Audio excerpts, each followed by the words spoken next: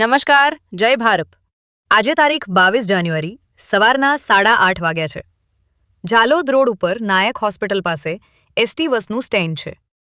ત્યાં આગળ તમે જોઈ શકો છો પ્રાઇવેટ ગાડીવાળા રોજ ઊભા રહે છે, જેના લીધે અમને ઝાલોદ લીંબડી મુસાફરોને ઊભા રહેવાની તકલીફ પડે છે.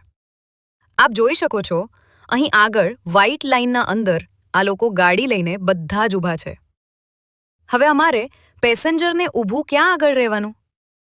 આ ગાડીઓવાળાને અમે ઘણીવાર કમ્પ્લેન કરી ચૂક્યા છીએ કે ભાઈ તમે લોકો અહીં આગળ મત ઊભા રહો, તમારા લીધે અમારી બસો નથી ઊભી રહેતી.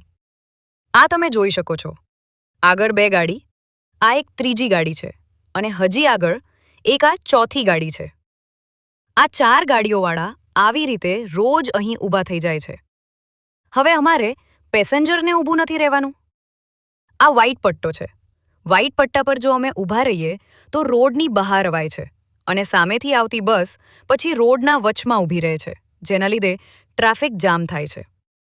હવે અહીંયાથી અમે જઈએ ક્યાં અને ઊભા ક્યાં રહીએ? આની કમ્પ્લેન અમે આગળ એકવાર કરી છે, પણ કોઈ રિસ્પોન્સ થયો નથી.